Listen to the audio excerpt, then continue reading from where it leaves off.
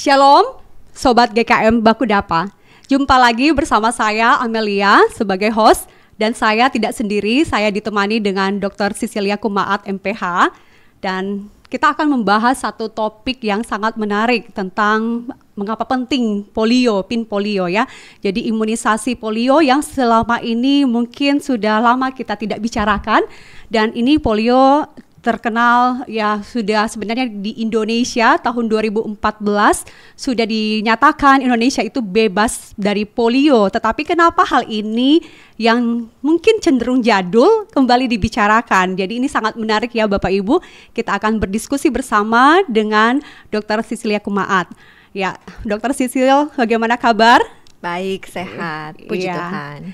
Iya, kita sekarang akan bahas tentang topik polio ya. Dokter Cecil boleh ceritakan latar belakang singkat ya kompetensi dokter juga kenapa ini bisa dokter yang bahas gitu ya. Silakan Dok. Ya. Oke, baik contoh. Perkenalkan semuanya, nama saya Dr. Cecilia Kumaat MPH. Saya sehari-hari selaku Kepala Bidang Pencegahan dan Pengendalian Penyakit di Dinas Kesehatan Kota Manado. Dan betul sekali contoh, saat ini kami Dinas Kesehatan dan seluruh puskesmas, ada 16 puskesmas di Kota Manado sedang melaksanakan yang namanya Pekan Imunisasi Nasional Polio. Iya ya. Jadi Pekan Imunisasi Nasional Polio. Ya, Sobat GKM Bakudapa, tentu ini hal yang menarik karena kenapa ini kemudian harus dibicarakan ya, karena topik ini sekali lagi kalau untuk COVID mungkin vaksin yang sekarang kita dengar demam berdarah itu hal yang baru gitu ya. Ini muncul vaksin nih DBD, ini polio nih yang sudah lama sekali ya. Ya kenapa Dok ya, kira-kira bisa jelaskan kenapa ini sangat gencar untuk dibahas dan sangat penting untuk dibicarakan. Iya. Baik, contoh Amel. Jadi saya mulai dengan pemaparan. Namun kalau contoh ingin bertanya tentang hal-hal yang di dalam pemaparan, silahkan menghentikan saya agar supaya kita berdiskusi. Kalau berbicara tentang pentingnya PIN polio, saya ingin pertama-tama kita membicarakan tentang pentingnya imunisasi atau vaksinasi terlebih dahulu. Jadi kita sudah banyak belajar dari pandemi COVID-19 kan, bagaimana vaksin itu akhirnya sebenarnya adalah tools yang membebaskan kita dari status pandemi COVID-19 itu, di mana angka kasus semakin berkurang, di mana kematian semakin berkurang karena keberhasilan vaksin. Nah, itulah gunanya vaksin. Nah, vaksin polio juga seperti itu. Kalau kita bicara vaksin secara general, vaksin ini adalah tools yang dikatakan efektif, efisien, dan bahkan cost efektif dibandingkan kita harus mengobati penyakitnya, atau misalnya kalau dalam hal ini polio pasti semua orang sudah tahu akan bisa berujung kepada kelumpuhan. Tentu saja lebih efektif dan cost efektif kita spend money beli vaksin. Selain itu, vaksinasi ini dapat mencegah sekitar 26 jenis penyakit. Dengan mencegah penyakit, akhirnya kita tidak perlu membuang-buang uang membeli obat. Bahkan dia dapat mencegah resistensi antibiotika karena sudah dicegah lebih dahulu penyakitnya sebelum dia muncul. Selanjutnya, vaksinasi itu kan akan memproteksi kita secara spesifik. Jadi kita yang divaksinasi, misalnya kita dapat vaksin COVID, secara spesifik kita yang terlindungi. Namun jika coveragenya besar, maka yang akan terlindungi adalah kita sebagai kelompok, dan bahkan nanti bisa lintas kelompok terlindungi. Akhirnya kita menciptakan yang namanya herd immunity. Jadi inilah yang berusaha kita capai melalui program vaksinasi. Nah, kita kaitkan dengan polio. Mengapa PIN polio itu penting? Karena betul yang contoh bilang tadi, sebenarnya 2014 itu kita mau bilang akan namanya mengeliminasi polio. Bahkan ada goal di 2026 seluruh dunia sudah mengeradikasi polio. Namun ternyata itu tidak terjadi oleh karena adanya pandemi COVID-19. Nah, tapi saya kembali dulu, mari kita bicara tentang polio itu sendiri. Iya, nah, betul. polio itu, apa itu polio ya? Betul. Polio itu adalah penyakit yang disebabkan oleh virus, dan penyakit ini sangat berbahaya. Memang dia dimulai bisa dengan gejala yang ringan, namun pada akhirnya dia masuk ke saluran pencernaan, dia masuk lewat mulut, melalui makanan misalnya yang terinfeksi, atau bahkan bukan makanan. Kalau anak-anak kan biasanya masih dalam fase oral, masih masukin tangan di mulut, nah bisa saja menyentuh sesuatu yang ternyata ada virus polionya, masuk ke saluran saluran pencernaan. Di saluran pencernaan dia berkembang biak dan kemudian dia bisa menginvasi saraf kita. Itulah dia bisa menyebabkan kelumpuhan. Nah, kelumpuhan yang disebabkan oleh polio ini bersifat permanen. Jadi tidak bisa diapa-apain, tidak bisa diobati. Dan bahkan kalau dia menyebabkan kelumpuhan pada otot pernafasan, itu dapat menyebabkan kematian. Parah ya dok ya? Iya, jadi polio ini adalah penyakit yang sangat serius sehingga memang yang namanya mencegah daripada mengobati itu benar-benar harus kita terapkan di polio. Nah, memang tidak semua yang terinfeksi polio akan berujung kepada kelumpuhan.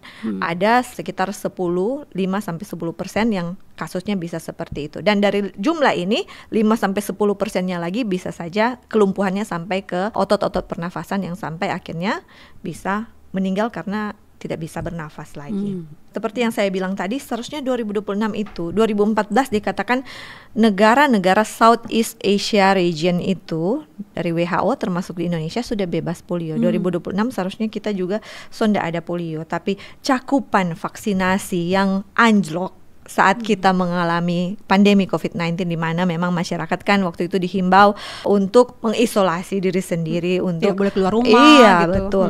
Dan akhirnya masyarakat timbul suatu kecemasan untuk mengakses layanan kesehatan. Jadi di situ termasuk bayi-bayi, anak-anak tidak mendapatkan vaksinasi polio karena mungkin orang tuanya takut bawa ke puskesmas atau bawa ke itu nanti terjangkit COVID. Jadi akhirnya rendahlah cakupan polio ini. Jadi di sini kalau saya lihat data, kalau Kota Manado sendiri ini secara global bahkan nasional terbukti bahwa cakupan vaksinasi polio itu sangat rendah di saat kita COVID. Di tahun 2020 kita hanya mencapai 40,6 untuk oral polio vaksin polio yang diberikan secara oral. Padahal di tahun-tahun sebelumnya kita boleh mencapai 99,7%, hampir 100% sasaran tervaksinasi polio. Tapi di tahun itu 2020 40,6. Begitu juga tahun berikutnya masih belum bisa kita capai sampai 99.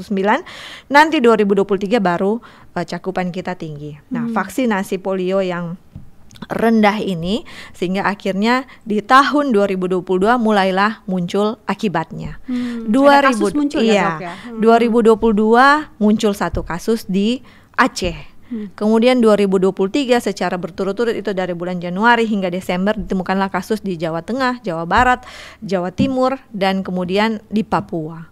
Jadi setelah dilakukan assessment terhadap munculnya kasus polio baru ini, dan perlu saya juga informasikan bahwa kasus polio yang muncul adalah yang namanya polio tipe 2. Jadi poliovirus ini ada 3 tipe, ada tipe 1, 2, 3. Namun yang muncul saat ini adalah yang tipe 2. Seperti kalau COVID kan banyak subvarian-variannya karena sudah bermutasi. Nah, for sekarang yang kita berusaha tanggulangi adalah tipe 2 ya? Iya, poliovirus tipe 2. Apa bedanya ya dok? Tipe 1, 2, dan 3 itu? Jadi berbedanya cuman di mana dia endemis. Tapi pada dasarnya gejala yang akan ditimbulkan sama. Tapi setelah kita teliti, oh ternyata ini virus polio tipe 2. Yang berbeda adalah nanti jenis antigen yang akan kita berikan dalam vaksinasi tersebut kepada anak-anak yang beresiko tinggi terjangkit polio.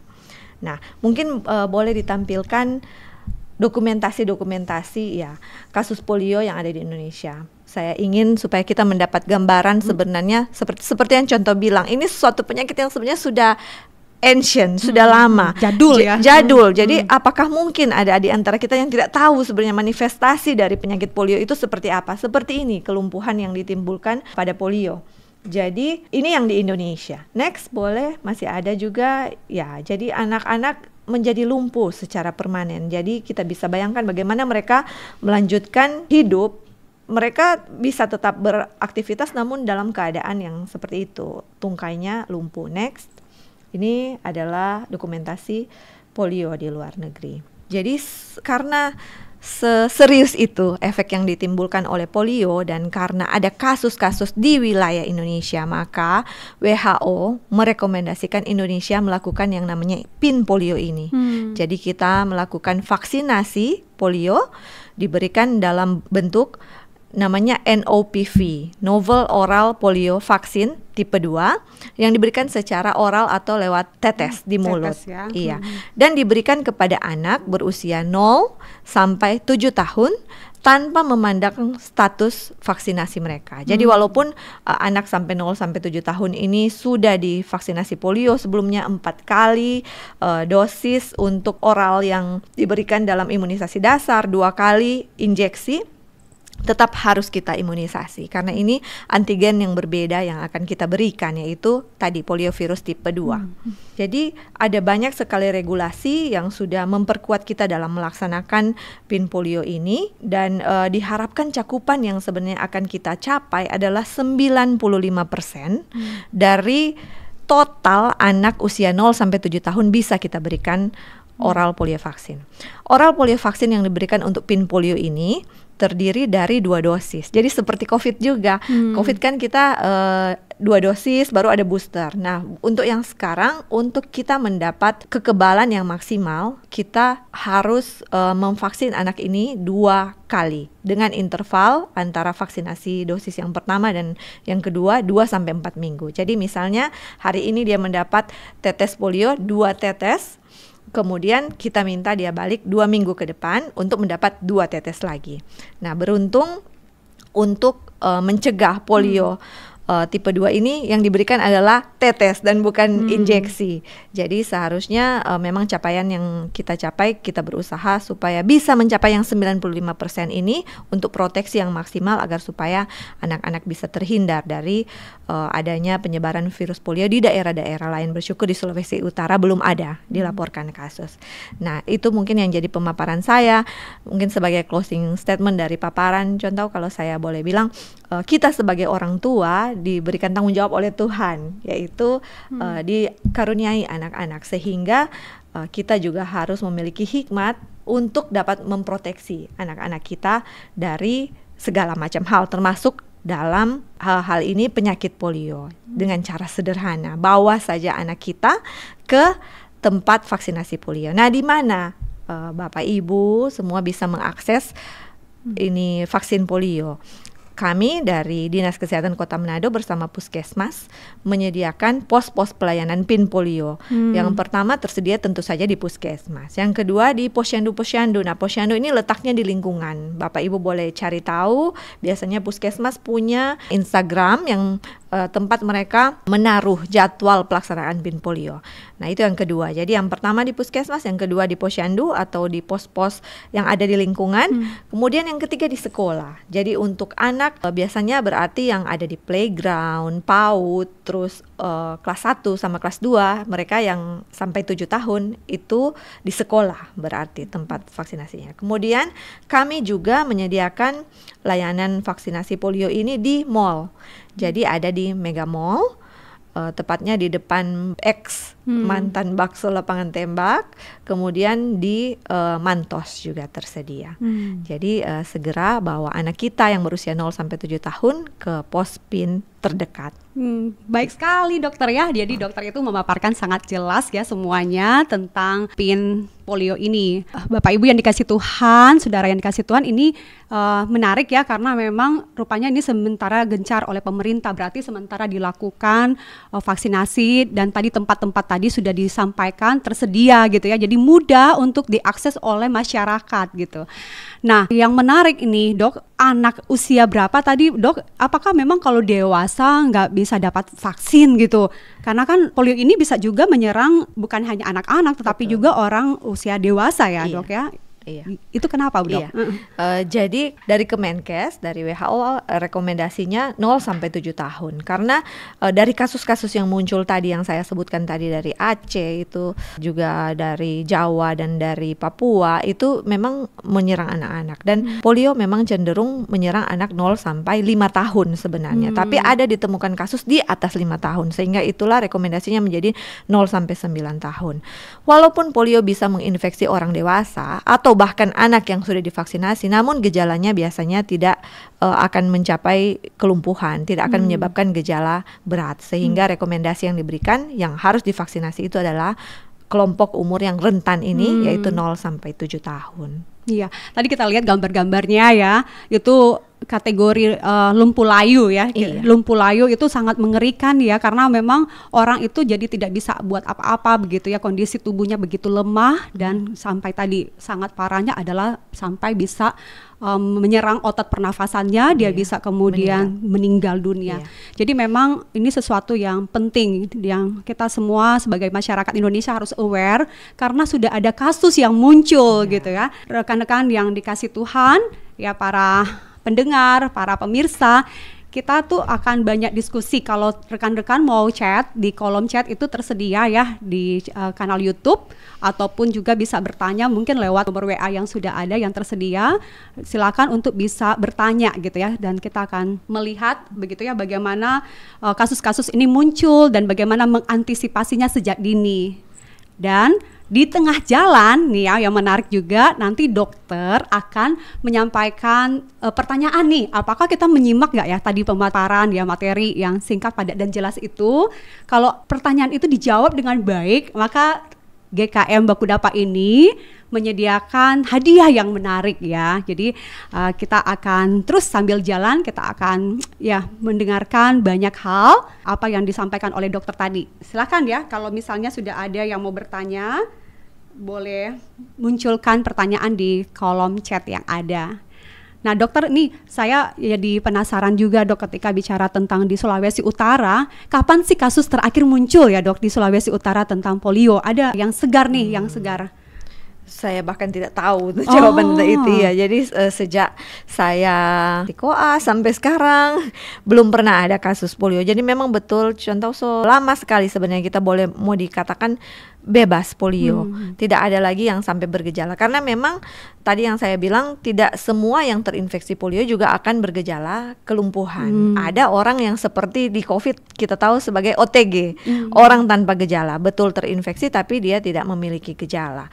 Namun kalau sekalinya bergejala, dia irreversible, dan itu saya belum temui selama karir saya, bahkan di pencatatan pelaporan juga belum ada. Namun yang saya bisa bagikan, surveillance atau pengamatan secara terus-menerus tentang suspek atau diduga polio ini terus kami lakukan. Jadi bukan serta-merta kita berpuas diri, oh sudah pernah ada polio terus ya sudah lupakan saja polio itu. Tapi setiap tahunnya kami mengirim sampel-sampel spesimen dari orang-orang yang terduga polio. Dan ternyata selama ini tidak ada yang positif polio dari sampel tersebut yang kami kirim. Jadi jika ada anak-anak yang kemudian secara tiba-tiba lumpuh layu akut, namanya lumpuh layu akut, acute flaccid paralysis, itu dilaporkan ke puskesmas, dan puskesmas mengambil spesimen. Dan so far selama ini walaupun misalnya kita tahu penyebabnya, misalnya dia baru habis jatuh terus ada kami dapat jatuh terus agak trauma jalan. Nah itu tetap kami masukkan ke dalam kasus suspek, dan kemudian diambil spesimennya dan diperiksa, dan ternyata sampai saat ini belum terbukti di kota kita di Sulawesi Utara bahkan ada kasus polio. Wah, bersyukur juga ya kalau seperti itu. Ya memang lebih baik mencegah daripada mengobati ya dok ya. Maka vaksin ini penting sekali, secara khusus masyarakat di Sulawesi Utara, Kota Manado, untuk bisa aware dan segera pergi ya bawa anak yang terkasih. Gitu ya, tadi dokter sampaikan ya, kalau kita mengasihi anak kita, keluarga kita, kita menjaga ya mereka gitu ya. Nah saya ingin tambahkan sedikit tentang hal ini. Jadi walaupun setelah kita lihat data, kan tadi saya sudah bilang di berbagai pulau, berbagai kabupaten dan kota di Indonesia sudah terdapat kasus-kasus, kita juga jangan berpuas diri bahwa oh untung di Sulawesi Utara tidak ada. Kita jangan lupa bahwa mobilitas manusia sekarang begitu gampang. Saat ini kita ada di Manado, 3 jam kemudian kita sudah ada di Jawa. Jadi dengan mobilitas yang seperti itu akan mudah pula virus itu menyebar. Tertransfer dari orang ke orang, sehingga yang perlu kita lakukan adalah pencegahan, yaitu memproteksi diri kalau dalam hal polio ini, yaitu dengan imunisasi. Betul. Jadi karena tadi ya penyebarannya juga begitu cepat dan begitu mudah ya. Jadi mencegah itu dari cara-cara penularannya, dan tadi vaksin itu sebagai benteng ya, benteng yang ya prioritas begitu Iya, untuk betul. orang bisa kemudian tidak kena polio gitu. Ini kan target tadi ada capaian ya 95% ya untuk capaian. Capaian kita belum. Iya. Dan Targetnya sekarang, 95. Iya, sekarang ini sudah berapa persen dok capaian yang bisa orang mendapatkan vaksin? Iya, jadi PIN polio ini sudah dilaksanakan sejak tanggal 23 Juli 2024 hingga saat ini sudah 2 minggu ya kurang lebih. Kita sudah mulai dengan dosis 1 di minggu pertama, kita mulai dengan sweeping. Sweeping itu artinya petugas turun rumah, masuk keluar door to door untuk mencari anak-anak yang belum divaksin. Dan dengan semua usaha yang telah kami lakukan itu, yang kami capai baru sejumlah 71,2%.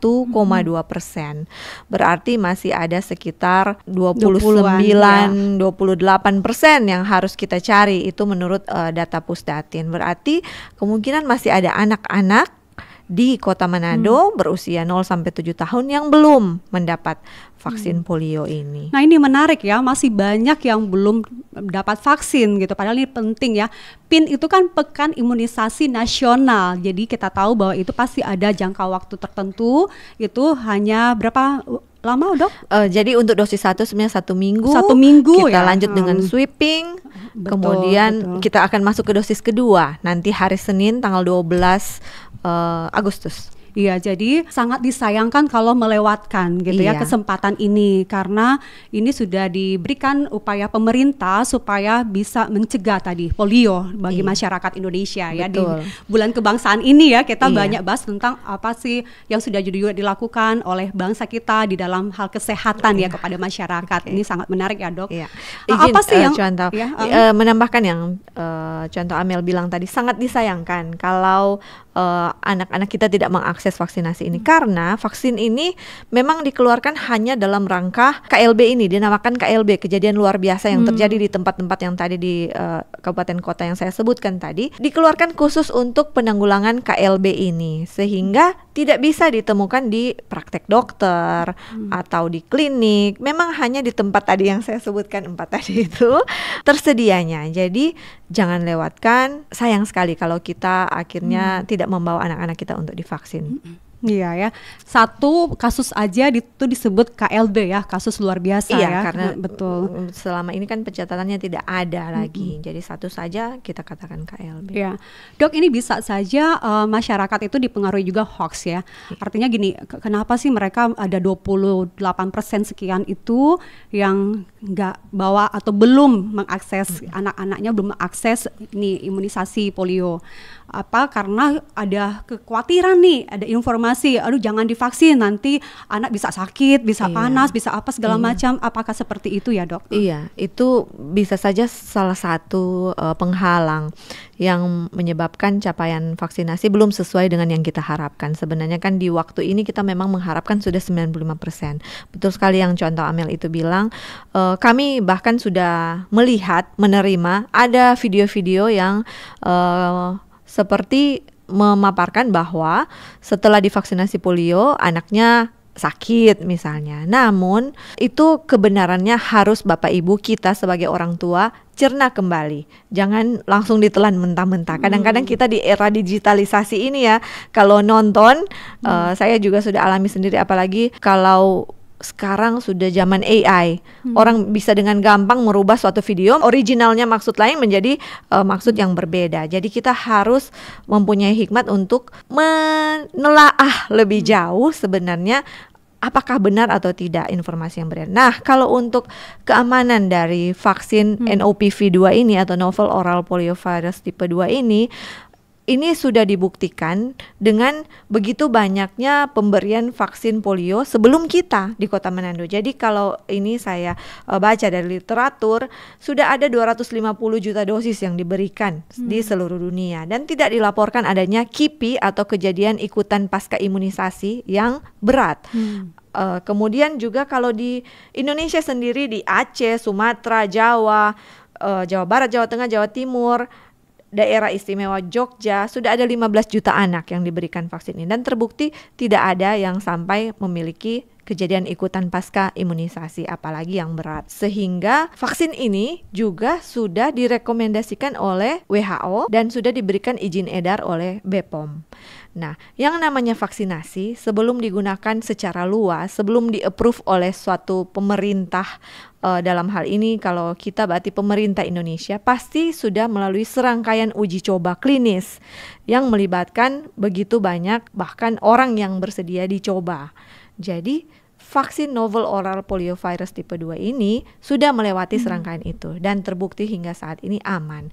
Jadi jika Bapak Ibu mungkin curious, ingin tahu sebenarnya ada rasa cemas, itu tidak apa-apa. Itu sebenarnya kan mekanisme pertahanan kita sebagai manusia, cemas. Akhirnya larilah ke hal positif, yaitu boleh browsing tapi cari dari sumber-sumber yang terpercaya. Silakan cari dari WHO, Kemenkes misalnya, website resminya, bahkan mungkin ada jurnal-jurnal ilmiah yang kita bisa baca di situ tentang penelitian-penelitian yang telah dilakukan dari novel oral poliovirus tipe 2 ini, bagaimana dia secara efektif melindungi anak kita dan bukan justru menyebabkan kejadian ikutan pasca imunisasi.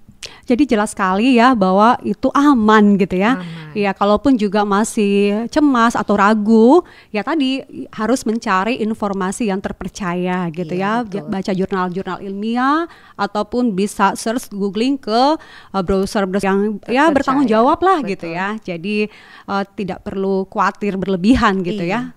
Jadi ini perlu terus digalakkan gitu ya kepada masyarakat. Nah, Dok, ini 4 tempat tadi ya, ini masih jadi misteri gitu nih karena belum ada yang menjawab gitu ya. Siapa yang menjawab 4? Enggak apa-apa, kita sounding lagi di sini, siapa tahu. Iya, oh ya gitu ya. 4 tempat itu ini dia dokter, tadi kan dia bagian kompetensinya itu pencegahan ya, bagian pencegahan dan pengendalian virus penyakit gitu ya. Jadi kalau penyakit termasuk penyakit menular dan penyakit tidak menular. Iya. Betul. Jadi memang kompetensi dokter untuk hal itu ya. Jadi dokter sendiri udah lihat di 4 tempat ini bagaimana sih antusias masyarakat kita sekarang ini gitu ya. Tadi kan ada batas waktu gitu. Iya. Kalau saya sendiri yang memang beberapa hari saya saksikan waktu di Mantos, yang pas ada udah pameran. Tersebut nih satu ya. Tidak ada yang jawab ini. Waktu di Mantos itu ada pameran kan kesehatan yang diadakan oleh Dinas Kesehatan Provinsi Sulawesi Utara. Nah, waktu itu kita bikin pin polio memang masih hari-hari pertama. Itu sangat antusias justru. Jadi ibu-ibu yang bawa anak mereka mungkin hanya jalan-jalan, lihat pameran, langsung singgah di booth itu dan langsung anaknya ditetes. Dan tetes polio ini dibilang tetes manis. Jadi saya nggak pernah rasa sih contoh, tapi kayaknya kalau anak-anak diberikan tetes itu nggak pernah komplain. Awalnya mungkin mereka ya agak tidak suka karena agak dipaksa. Kalau anak yang sudah besar tidak masalah, tapi kalau anaknya masih kecil agak dipaksa untuk mendongak mau tetes.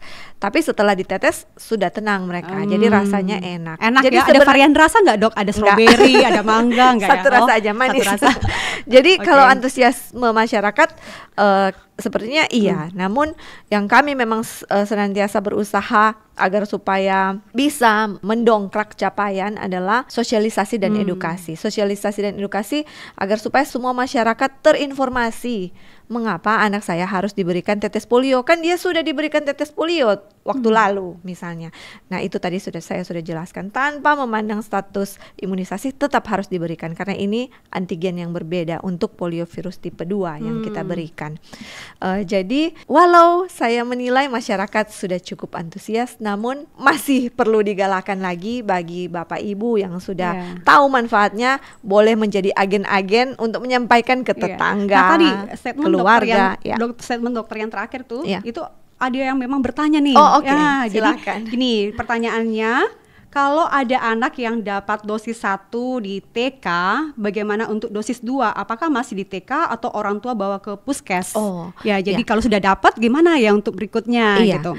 Kalau sudah dapat di sekolah, lebih baik dosis 2-nya ditunggu di sekolah saja, karena puskesmas tetap akan balik dosis 2. Jadi jadwal yang sudah disusun puskesmas di dosis 1 akan diulangi lagi di dosis 2. Dan kalaupun nanti di dosis 2 kita dapat anak yang belum divaksin dosis 1, tetap kita akan berikan dosis 1. Misalnya waktu dia dosis 1 dia tidak sekolah. Biasanya itu puskesmas sudah balik pas sweeping. Tapi pas sweeping pun tidak dapat, kita akan berikan. Jadi kalau saran saya bagi Bapak Ibu yang anaknya sudah dapat dosis 1 di sekolah, tunggu saja, puskesmas tetap akan balik ke sekolah. Kecuali pada pelaksanaannya misalnya Bapak Ibu anaknya berhalangan masuk sekolah, itu boleh mencari ke puskesmas. Itu datanya terverifikasi ya, Dok? Maksudnya nggak apa-apa ya, saya dapat di sekolah terus kemudian berikutnya dapat di puskes gitu. Tidak apa-apa. Jadi kalau kami sekarang sedang mencatat menggunakan Manado Hub. Mungkin banyak masyarakat sudah terinformasi ada suatu sistem pencatatan di pemerintah Kota Manado. Jadi kami memasukkan nama orang tua, NIK dari anak. Jadi tidak masalah, yang penting anak-anak kita semua mendapatkan 2 dosis untuk proteksi yang maksimal. Oke, baik sekali. Dan sudah ada yang menjawab. Wow. Nih, ada yang jawab, saya sebut nama ya, namanya Ance Regar. Wah, ini jawabannya adalah Puskesmas Posyandu Mantos. Nah, itu bakso lapangan tembak betul tadi ya. Jadi ada 1, 2, 3, 4 tempat gitu ya, kayak Puskesmas Posyandu Mantos dan depan X bakso lapangan tembak, 4 tempat Dok, gitu ya. Wah, ini Dokter Ansya. Ini dokter ya. Oh, pantesan bisa menjawab gitu ya. Selamat kepada Dokter Ansya Regar karena mendapat ya souvenir yang menarik gitu ya dari Sobat GKM Bakudapa, yaitu Alkitab terjemahan baru yang kedua. Selamat membaca. Ya, congratulations Dokter Ansya. Mantap sekali. Ini ada pertanyaan lagi, Dok, ini muncul. Bagaimana sih gejala awal dari polio yang bisa mematikan kali ya ini? Lalu apabila gejalanya cepat dideteksi, apakah masih bisa disembuhkan? Iya. Ya, terima kasih. Saya belum sebutkan ya. Polio ini tidak bisa disembuhkan. Jadi sekalinya sudah menginfeksi, kita belum punya obatnya. Jadi kalau boleh saya bilang ya, memang kalau penyakit oleh virus itu agak tricky. Dengan hikmat dan kebijaksanaan yang sudah Tuhan berikan kepada manusia, ada banyak sekali orang pintar, penelitian yang sudah dilakukan, masih banyak penyakit virus yang kita tidak bisa obati. Seperti contohnya demam berdarah. Demam berdarah itu tidak ada obatnya. Yang kita lakukan adalah simptomatik atau kita obati gejala-gejala yang ditimbul sambil kita mencegah jangan sampai dia berujung pada shock ataupun kematian. Nah, polio juga seperti itu. Jadi tools terbaik yang kita miliki, modalitas terbaik yang kita miliki dalam pencegahan penanggulangan polio adalah vaksinasi ini sendiri, dan bahkan sudah terbukti memang sangat efektif. Kita hampir mengeradikasi polio itu. Jadi kalau obat belum ada, kalau sekalinya sudah terinfeksi. Jadi memang penting sekali, lagi-lagi penting sekali vaksin karena ini nggak bisa disembuhkan ya. Jadi polio itu tidak sama seperti penyakit yang mungkin dalam gambaran kita ya sakit demam atau apa yang mudah untuk disembuhkan. Tapi kalau ini ya tidak bisa disembuhkan ya. Belum ada obatnya ya. Dan gejala tadi, kalau yang mematikan tipe yang berapa ini, Dok? Yang sama saja, tipe 1, 2, 3 itu, tapi kalau dia menyerang otot pernafasan. Tapi seperti yang saya bilang, tidak semua akan berakhir kepada kelumpuhan. Namun jangan sampai juga kita berpikir toh kalau terinfeksi belum tentu sampai kepada kelumpuhan. Ada chance di situ kita bisa lumpuh, dan kelumpuhan bisa saja menyerang otot-otot gerak kita, yaitu tungkai atas atau tungkai bawah biasanya yang paling banyak, namun bisa juga menyerang otot pernafasan. Dan kematian biasanya jika dia sampai menyerang otot pernafasan. Jadi agak susah, sudah sulit bernafas, dapat berujung pada kematian. Jadi memang tricky juga ya, karena kalau misalnya melihat gejala-gejala awal mungkin sama aja gitu ya, kita belum bisa menduga begitu nyeri, sampai pada kelumpuhan atau bahkan mematikan gitu. Nanti setelah itu baru kemudian terlihat gitu ya. Gejalanya bisa timbul dalam 7-14 hari. Kelumpuhan itu bisa timbul 7-14 hari sejak virusnya masuk ke dalam tubuh kita. Wah, cepat juga ya, Dok ya. Iya, masa inkubasinya lumayan. Jadi ya kita banyak diskusi ini bagi yang belum, Bapak Ibu, sekali lagi anak-anaknya belum mengakses, didorong sekali lagi untuk pergi ke 4 tempat tadi untuk bisa mendapatkan vaksin ya. Sekolah juga ya, Dok. Ini ya juga. Tadi kan ada 4 tempat yang mungkin kita bisa secara aktif mencari gitu ya. Tapi kalau di sekolah, pemerintah juga dari pihak Puskesmas tadi sampaikan bahwa akan ke sekolah, tracking ke sekolah-sekolah dan kemudian melakukan vaksinasi gitu ya. Iya, Wah, itu betul. sangat baik ya. Iya. Iya. Dok, ada hal-hal lain yang perlu untuk disampaikan nggak buat masyarakat supaya ini penting ya, supaya kita lihat ya ini sebenarnya bahasan yang tadi jadul di awal, tapi semakin ke sini makin terlihat ya urgensitasnya, Iya. betapa pentingnya kita untuk memvaksin anak-anak kita gitu. Iya. Mungkin key message dari PIN Polio 2024 ini adalah nature dari penyakit polio itu sendiri. Polio ini adalah penyakit yang sangat berbahaya, yang ternyata masih ada di antara kita dan dia tidak bisa disembuhkan. Bisa menyebabkan kelumpuhan permanen, berarti tidak dapat diobati, namun berita baiknya dia bisa dicegah. Jadi manfaatkanlah cara pencegahan itu, segera akses vaksinasi yang tersedia secara gratis diberikan oleh pemerintah melalui puskesmas yang tersedia juga di tempat-tempat terdekat Bapak Ibu. Yang perlu kita lakukan sebenarnya adalah proaktif saja untuk melihat, mencari tahu di sosmed-sosmed misalnya di mana sebenarnya PIN polio terdekat saya. Nah, ini saya berbicara untuk ibu-ibu, orang tua yang mempunyai anak yang belum di usia sekolah, jadi belum di PAUD misalnya, berarti sekitar 0 sampai 3 tahun. Biasanya kalau 4 tahun sudah PAUD, sudah TK ya. Kalau yang 0 sampai 3 tahun, Bapak Ibu bisa mengakses di lingkungan terdekat. Hanya saja memang tidak setiap hari di tempat situ buka. Biasanya puskesmas akan menjadwalkan di lingkungan sini hari apa, lingkungan pindah lagi lingkungan mana. Jadi dimintakan proaktifnya Bapak Ibu sebagai orang tua yang sudah diberikan tanggung jawab oleh Tuhan, dipercayakan anak untuk mencari tahu jadwal vaksinasi ini. Atau yang paling gampang yang tadi Dokter Ansya sudah jawab itu, lengkap sampai spotnya, titiknya di mana, boleh ke mall. Pastikan kalau weekend begitu cari makan misalnya di mall atau pergi bawa ke playground di mall, boleh sekalian melipir sedikit singgah ditetes. Begitu juga dengan dosis 2-nya, balik lagi ke mall boleh, silakan. Baik dok, ini ada pertanyaan yang baru masuk ya. Oke. Ini apakah polio itu jika hanya mengikuti PIN polio 1 kali, apakah bisa gitu ya? Apakah Tetes boleh dosisnya cuma 1 kali jika maksudnya hanya ya? mengikuti 1 kali? Bisa tentu saja. Jadi memang arahannya minimal kita tetes 1 kali. Itu minimal dalam seperti kalau saya bilang mungkin worst case scenario ya. Kalau memang kita tidak bisa lagi mencari anak itu dan sudah tidak bisa. Tapi kalau memang kami masih bisa cari sebagai tenaga kesehatan, akan kami usahakan dosis 2. Karena proteksi maksimal baru terbentuk setelah 2 dosis. Seperti tadi saya contohkan juga COVID. Kita waktu vaksin COVID kan kita tahu bahwa kita harus diberi 2 dosis. Nah, kalau vaksin COVID itu diukur dengan titer antibodi yang terbentuk.